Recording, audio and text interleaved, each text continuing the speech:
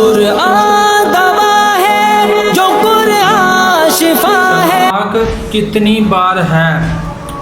آپ لوگ گوگل پہ سرچ کر لیں طلاق کتنی بار ہے، آ جائے گا کہ طلاق صرف 2 بار ہے۔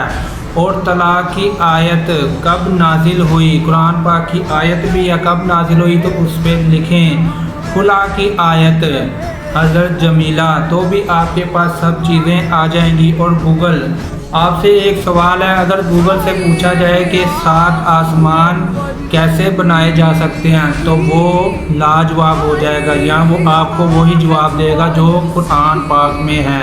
تو جو کوئی بھی سوال جو گوگل ہمیں دیتا ہے وہ سوال کا جواب قرآن سے ہی ہوتا ہے، اور ریسرچ کرنے والے بھی قرآن سے ہی جواب حاصل کرتے ہیں۔ تو جو بھی سوال کا جواب ہو وہ قرآن میں ہے، اور 1400 سال پہلے ہمارے نبی پہ نازل ہونے والا قرآن ہر سوال کا جواب دیتا ہے۔ تو طلاق کتنی بار ہے؟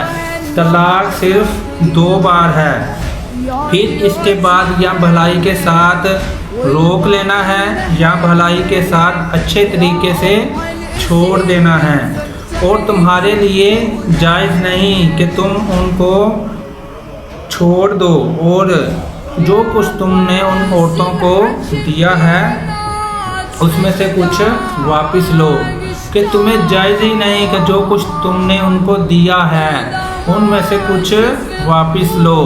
اور اگر تم دونوں کو اندیشہ ہو کہ اللہ کی حدوں کو قائم نہ رکھ سکو گے تو اس میں سے کچھ واپس لو، مگر اس صورت میں کہ حدیں قائم نہ رکھ سکتے تو اس خوف کی وجہ سے اگر تم بدلے میں کچھ چھٹکارا حاصل کرنے کے لیے دو تو یہ تم اس معاوضے پر اللہ تعالیٰ تم پر کچھ گناہ نہیں ڈالے گا۔ اور جو عورت بدلہ دے کر چھٹکارا حاصل کرنا چاہے تو اللہ اس پر بھی کوئی گناہ نہیں ہوگا، اور یہ اللہ تعالیٰ کی حدیں ہیں۔ اور جو کوئی بھی اللہ کی حدیں کو پار کرے گا، اللہ کی حدوں سے آگے بڑھے گا، تو اس کے لیے کیا ہے کہ وہ ظالم ہیں، وہی لوگ ظالم ہیں۔ عورتوں کے حقوق کے متعلق اللہ تعالیٰ نے قرآن میں اسی پچھلی آیت میں 228 میں فرمایا، اور یہ آیت جو آپ کو بتا رہے ہیں سورۃ البقرہ آیت 229 کہ طلاق صرف 2 بار ہے، تو اس میں 3 حدیث آپ کو بتائیں گے کہ جو عورت بلا وجہ اپنے شوہر سے طلاق مانگے تو اس کو جنت کی خوشبو حرام ہے۔ حدیث نمبر 2، جو عورت شوہر کے شیطان کے لشکر میں ہو، اچھا کام کرنے والا کون ہے کہ شیطان اپنا جو تخت ہے وہ پانی پر رکھتا ہے، اور شیطان کے لشکروں میں ہر کوئی کام کر کے جب واپس آتا ہے تو جو اس کے لشکر میں سے میاں بیوی میں جدائی کرواتا ہے تو وہ اس کو اپنے قریب کر کے کہتا ہے کہ ہاں تم نے اچھا کام کیا۔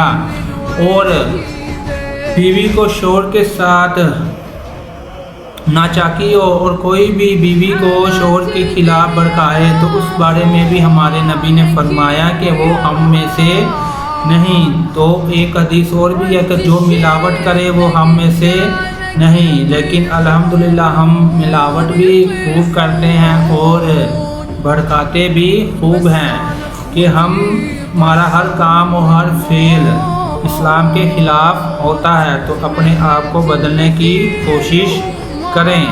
اور خلا کی آیت، یہ جو آیت ہے 229 یہ خلا کی آیت ہے، اور یہ حضرت جمیلہ بنت عبداللہ کے بارے میں نازل ہوئی۔ یہ جمیلہ تھی جو اپنے شوہر سے خلا چاہتی تھی۔ حضرت ثابت بن ان کے شوہر تھے، اور ان کا ایک باغ تھا جو انہوں نے نکاح میں حق مہر کی صورت میں دیا، تو اس پر نبی نے حضرت ثابت کو بلایا اور کہا کہ یہ رہنا نہیں چاہتی، اس کو طلاق دے دو۔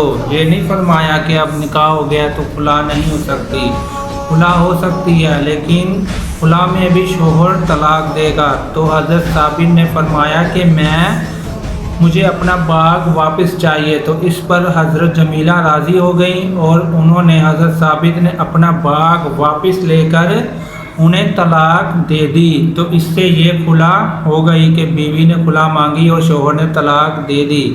یہ نہیں کہ جو آج کل ہماری عدالتوں میں چل رہا ہے کہ شوہر کو بلاتے ہی نہیں اور کھلا ہو جاتی ہے، تو یہ بالکل کلمدم کھلا ہے۔ اس کو خوب سمجھ لیں کہ یہ آگے شادی جو عورت کرے گی تو وہ زنا ہی کرے گی، یہ کھلا نہیں ہوتی۔ شکریہ۔